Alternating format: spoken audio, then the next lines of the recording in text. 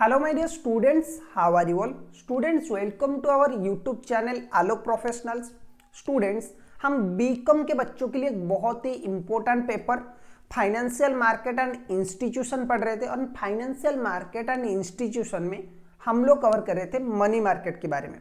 हम लोग डिस्कस कर रहे थे कि मनी मार्केट क्या है, मनी मार्केट की फीचर्स, एंड लास्ट क्लास में हम लोगों ने डिस्कस किया था कंपोनेंट्स ऑफ मनी मार्केट, जिसमें हमने दो मार्केट के बारे में बात किया था। एक था आपका कॉल मनी मार्केट और दूसरा था आप लोगों का कोलेटरल लोन मार्केट।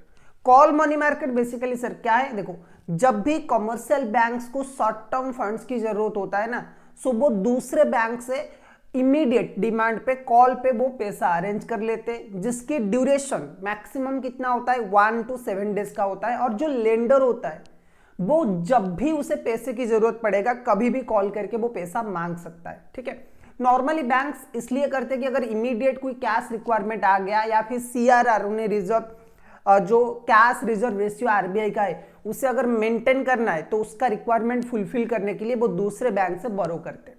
ओके, दूसरा मार्केट आप लोगों का था कोलेटरल लोन मार्केट। कभी भी अगर किसी पर्सन को शॉर्ट टर्म फंड्स की जरूरत पड़ेगा और उसके पास कुछ सिक्योरिटीज वगैरह है, like your shares, government bond, securities वगैरह, अगर कोई डिवेंचर वगैरह है तो वो उसे आज एक कोलेटरल रख के बैंक से लोन ले सकता है। ठीक है, कमर्शियल बैंक्स भी ये लोन प्रोवाइड करते हैं। जो उस पर्सन का ब्रोकर होते हैं ना, शेयर ब्रोकर, स्टॉक ब्रोकर्स होते हैं, वो भी ये लोन प्रोवाइड करते हैं। और अगर पर्सन जिस पर्सन ने लोन लिया है वो कभी भी फेल करता है, डिफॉल्ट करता है लोन पेमेंट में, तो बैंक्स के पास या फिर ब्रोकर के पास या फिर लेंडर के पास एक क्या होता है, सिक्योरिटी रहता है, कोलेटरल रहता है, जिसे वो सेल करके अपना पैसा रिकवर कर सकता है। ये दो मार्केट के बारे में हमने ऑलरेडी डिस्कस कर चुके हैं। आज हम लोग क्या करेंगे, तीसरा जो कंपोनेंट है एक्सेप्टेंस एंड डिस्काउंट मार्केट, उसके बारे में बात करेंगे। ओके, अब बेसिकली ये जो सर मार्केट है एक्सेप्टेंस एंड डिस्काउंट मार्केट, ये क्या है और ये कैसे ऑपरेट करता है। देखो, आप लोगों ने अकाउंटिंग वगैरह में या फिर कभी भी एक नाम सुना होगा, that is your bill of exchange.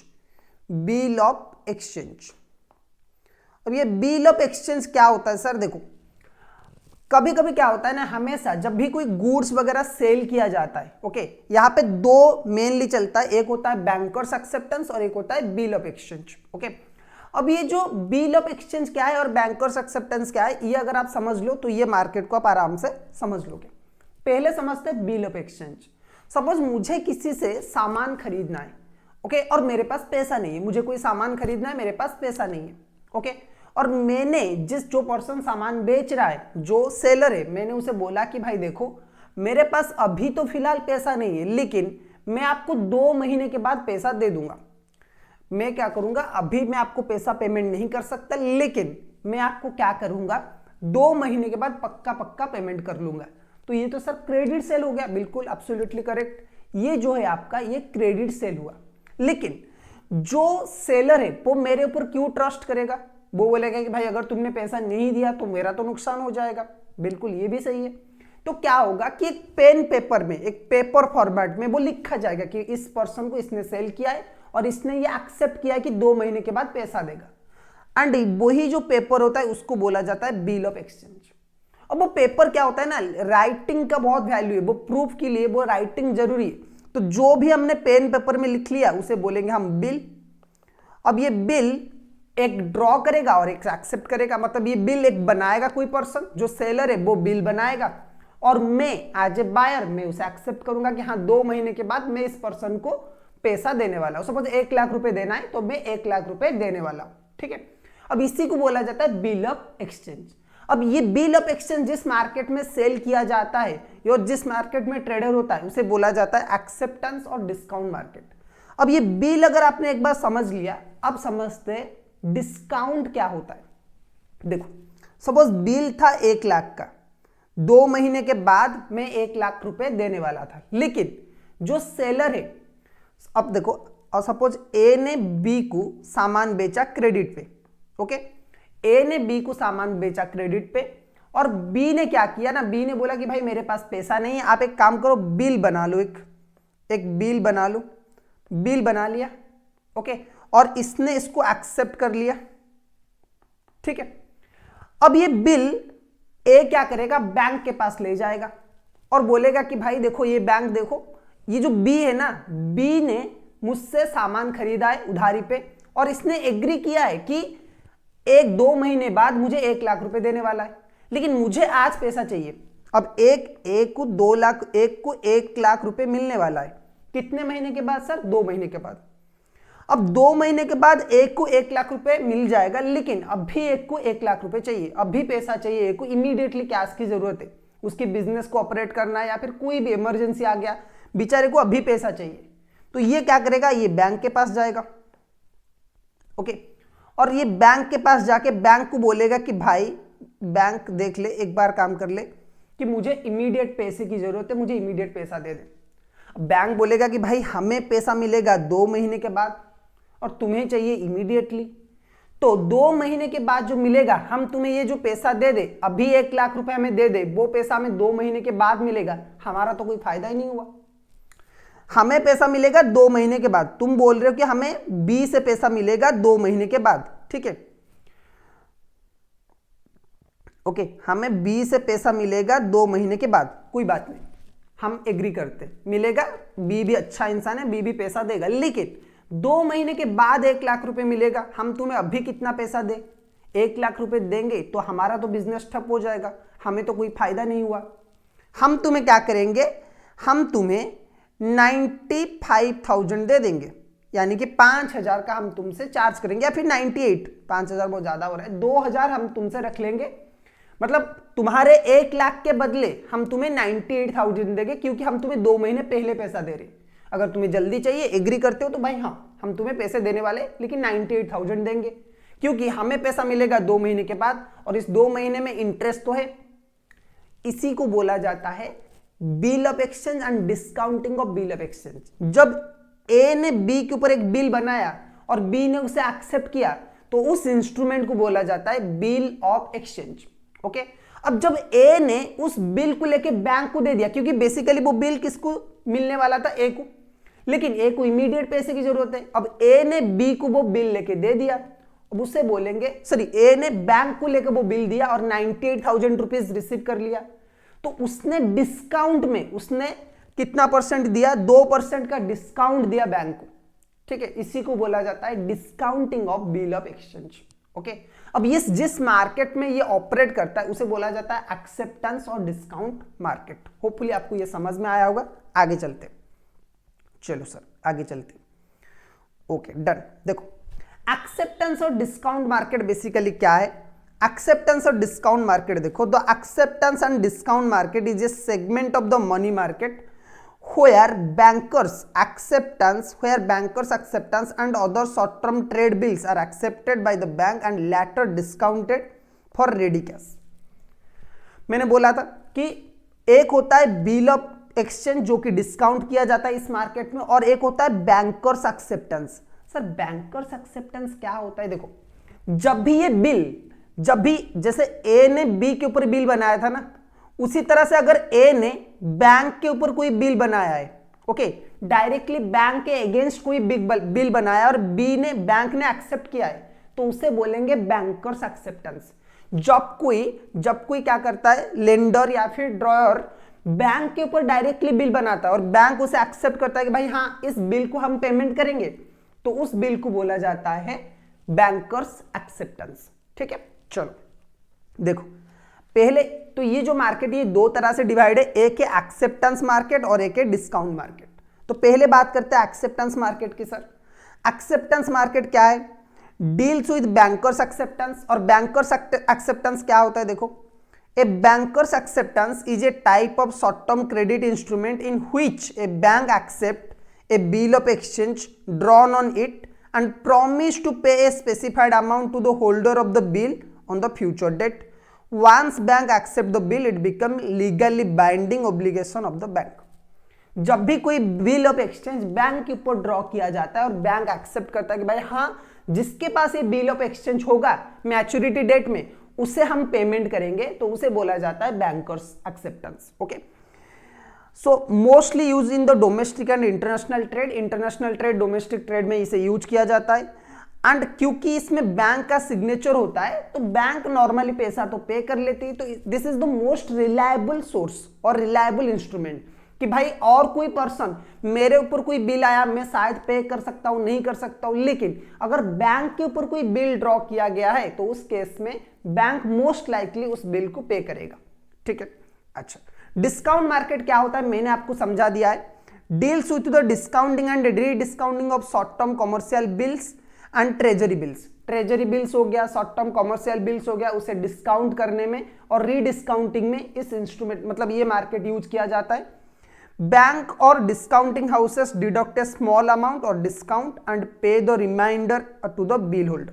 जैसे हमारी एग्जांपल में था ना, 1 लाख का बिल था, 1 लाख का बिल था, लेकिन बैंक ने दिया कितना, 98,000, तो 2,000 का जो बीच में बचा वो क्या था, discount sir.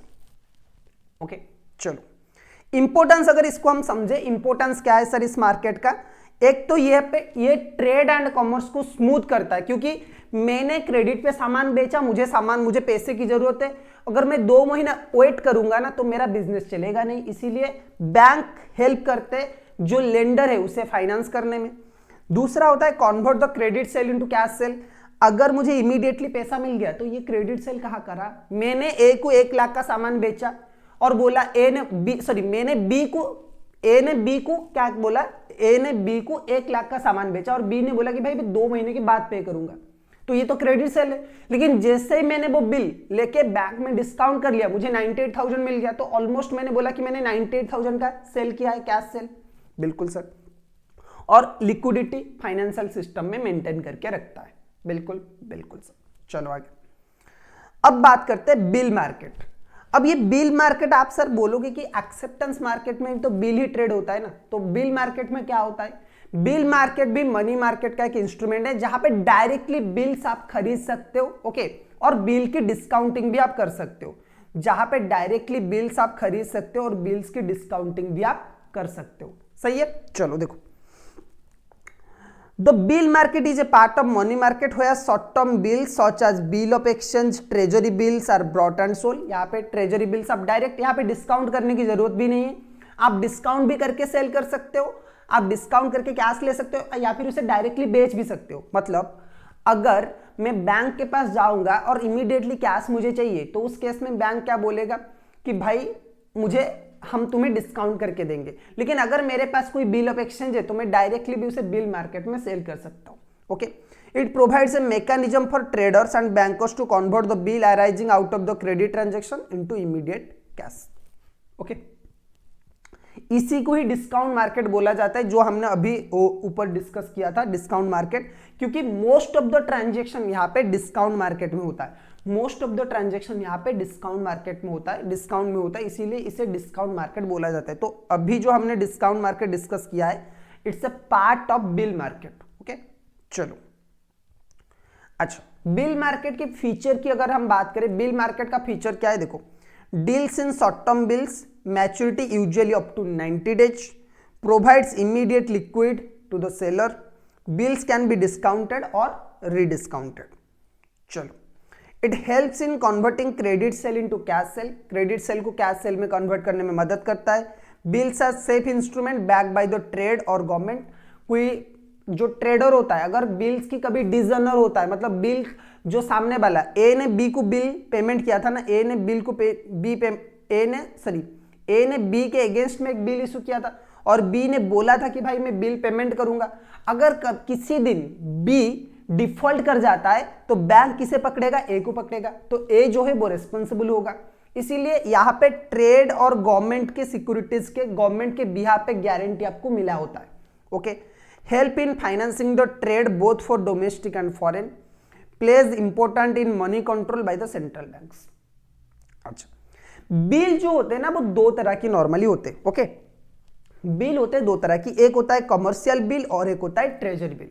Okay, commercial bill sir क्या होता है, देखो, कमर्शियल बिल होता है जैसे कि ए ने बी के अगेंस्ट कोई बिल इशू किया, ए ने बी के अगेंस्ट में कोई बिल इशू किया अगेंस्ट सेल।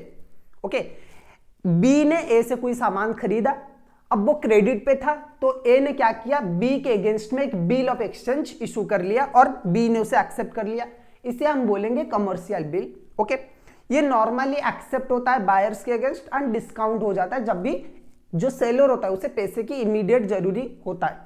कभी कभी क्या होता है ना कि ए 2 महीना वेट कर लेता है, 1 लाख का बिल था ना, ए को पैसे की जरूरत ही नहीं था, ए ने वेट किया, ये जो बिल था ये मैच्योर हो गया, ओके 2 महीने के बाद, और बी ने ए को पेमेंट कर लिया, तो यहाँ पे कोई डिस्काउंटिंग का जरूरत भी नहीं है। ये भी बिल मार्केट में ऑपरेट होता है कि बिल ड्रॉ होता है, बिल एक्सेप्ट होता है एंड बिल ड्यूली ऑनर होता है, यानी कि ड्यूली पेमेंट भी हो जाता है। कभी कभी क्या करते हैं, जो सेलर होता है जिसने बिल एक्सेप्ट किया है, ओके बिल्स रिसीवेबल जिसने एक्सेप्ट किया है, उसने क्या करता है, वो जाता है बैंक में और बैंक में जाके उसे डिस्काउंट भी कर लेता है।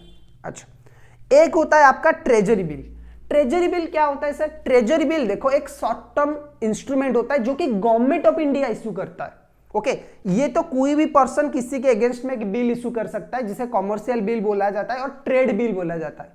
लेकिन ट्रेजरी बिल क्या होता है, गवर्नमेंट को कभी कभी ना 1 महीने के लिए, 2 महीने के लिए, 4 महीने के लिए या फिर 1 साल के लिए पैसे की जरूरत पड़ता है, तो गवर्नमेंट आरबीआई को बोलता है कि भाई आप एक काम करो, ट्रेजरी बिल्स इशू करो हमारे बिहाफ पे। आरबीआई क्या करता है, गवर्नमेंट के बिहाफ पे ट्रेजरी बिल्स इशू किया था और इसे बोलते हैं टी बिल। ओके गवर्नमेंट जो बिल इशू करता है ना उसे बोला जाता है ट्रेजरी बिल, जो कि नॉर्मली आरबीआई गवर्नमेंट के लिए इशू करता है। ओके क्योंकि ये गवर्नमेंट इशू करता है तो बहुत हाईली रिलायबल होते हैं। अच्छा ये इशू किया जाता है 91 डेज, 182 डेज और 364 डेज के लिए, यानी कि 3 महीना, 6 महीना और 1 साल के लिए इशू किया जाता है। और नॉर्मली डिस्काउंट में इशू किया जाता है, issue in discount, issue at discount, यानी कि अगर 100 रुपए का बिल है तो आपको देना कितना, इस बिल को 90 रुपए देना है। अगर 100 रुपए का बिल है तो आपको 90 रुपए देना है। जब ये ऑनर होगा, यानी कि गवर्नमेंट जब आपको पैसा करेगा ना, ये इशू होता है at discount and redeem at par, and redeem at par, यानी कि 100 रुपए आपको गवर्नमेंट देगा। ओके यानी कि गवर्नमेंट आपसे लेगा 90 रुपए जब आप कोई ट्रेजरी बिल खरीद रहे हो, एंड देगा आपको कितना, 100 रुपए। तो डिस्काउंट पे इशू होगा एंड रिडीम होगा प्रीमियम, सॉरी रिडीम होगा एट पार। ओके तो ये है ट्रेजरी बिल्स, जो कि एफडी से बहुत हद तक ज्यादा होता है, गवर्नमेंट एफडी से ज्यादा रिटर्न यहाँ पे प्रोवाइड करता है। ठीक है तो ये है मनी मार्केट के 2 इंस्ट्रूमेंट, एक है बिल मार्केट और एक है एक्सेप्टेंस एंड डिस्काउंट मार्केट। और बिल मार्केट में हम लोगों ने 2 बिल के बारे में पढ़ा, एक होता है कमर्शियल बिल और एक होता है ट्रेजरी बिल। ओके अब बिल मार्केट जो है ना, बिल मार्केट के बहुत सारे फीचर्स होते हैं। ओके बिल मार्केट के फीचर्स क्या है और इंडिया में बिल मार्केट के स्टेटस आज के डेट में क्या है, वो हम नेक्स्ट क्लास में डिस्कस करेंगे। और एक और 2-3 जो इंस्ट्रूमेंट्स है और 1-2-3 कंपोनेंट्स मनी मार्केट का, उसके बारे में भी हम लोग डिटेल में बात करेंगे आगे की क्लासेस में। तो आज की क्लास में बस इतना ही। होपफुली आज का क्लास आपको अच्छा लगा होगा। अगर क्लास अच्छा लगा है तो एक बार लाइक कर लीजिए, चैनल को सब्सक्राइब करिए। ओके और इसे अपने दोस्तों के साथ शेयर करिए। मिलते हैं एक और वीडियो में। Till then keep learning.